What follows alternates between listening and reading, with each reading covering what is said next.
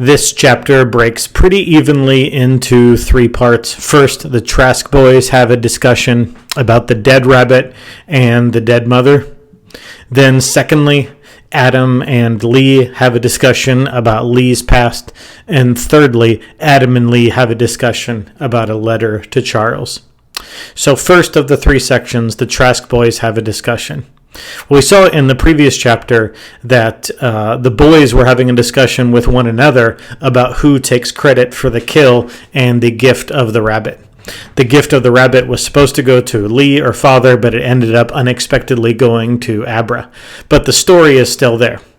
The rabbit is not, it was thrown out of the carriage by Abra, but the story is still there. And so we have a chance to see, will this be a redo of chapter 3?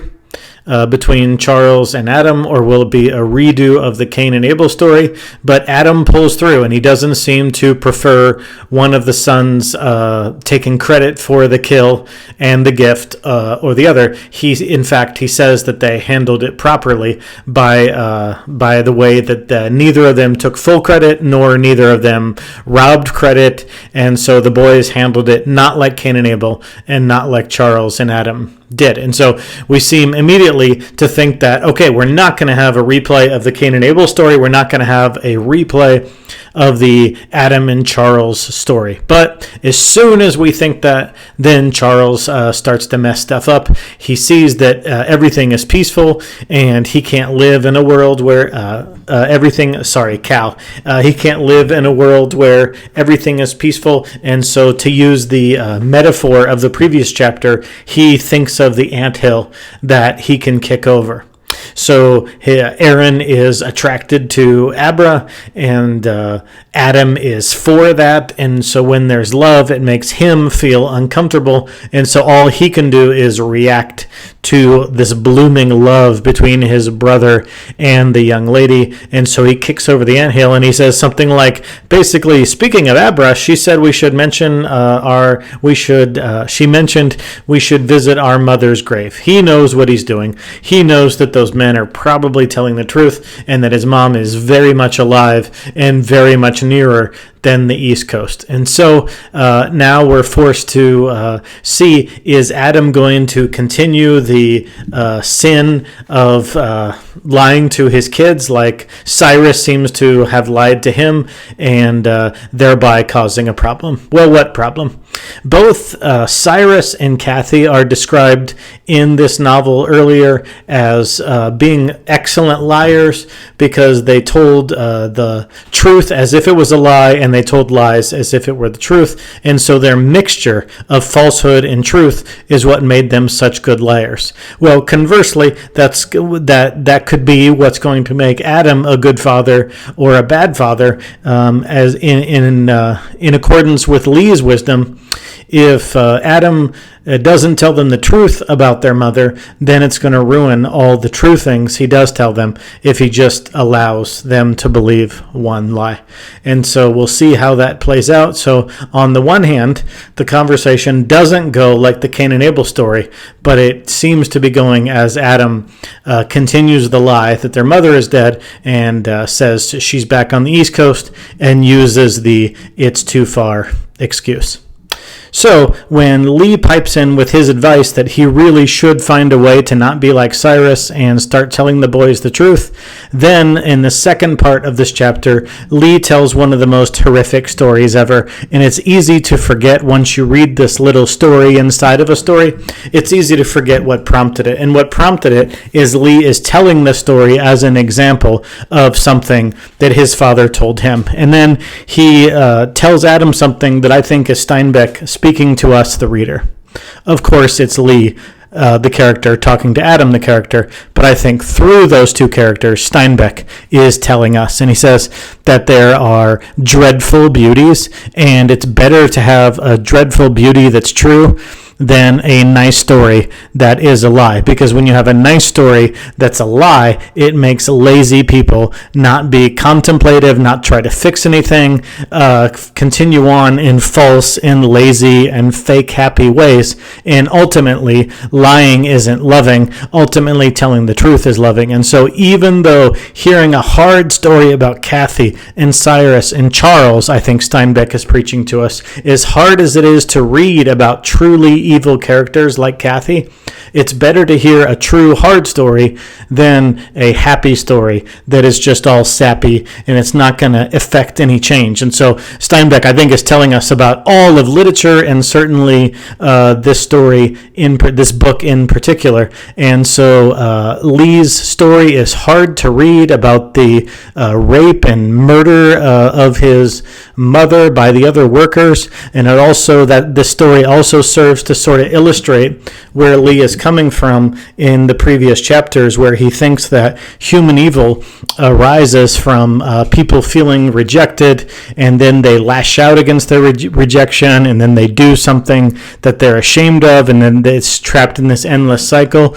Well, these people are treated like animals and carted to America to work on the railroad in brutal, almost slave-like conditions, and then, of course, you treat someone like that, according to Lee, and they're going to act like that. So they rape and murder his mother, and he tries to be gracious. In my 2025 ears and eyes, it doesn't really sound like redemption, but Lee tries to make it a little redemption, that there was shame and remorse and regret by these men, and they tried to raise Lee. I don't think that could ever come close to a rape and a murder of someone, that you take care of their baby.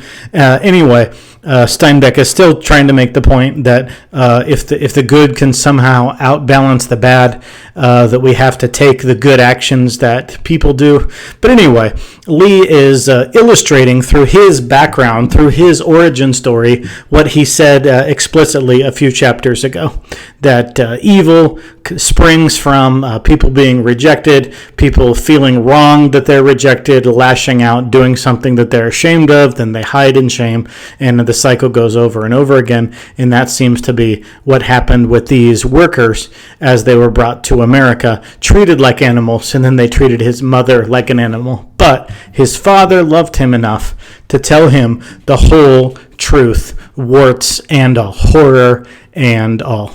Well, last chapter, when Mr. Bacon was very preachy about them moving to the big city, very preachy about the need for the boys to get an education, immediately Adam tuned out and retreated to his past, his father's wooden leg, and how long it's been since he's written Charles. And again in this chapter, same day, late that night, Adam has the same thought upon hearing Lee's origin story. So these horrific stories of childhood, or Mr. Bacon's projection of what a good childhood would be with education, both of those things remind Adam, and the encounter with Kathy, the interpretation of Genesis 4 with Samuel and Lee, all of these things are conspiring together to have an awakening in Adam's soul. And that awakening, one of the things that it's causing is to write a letter to Charles. And he does. And that's how the chapter ends,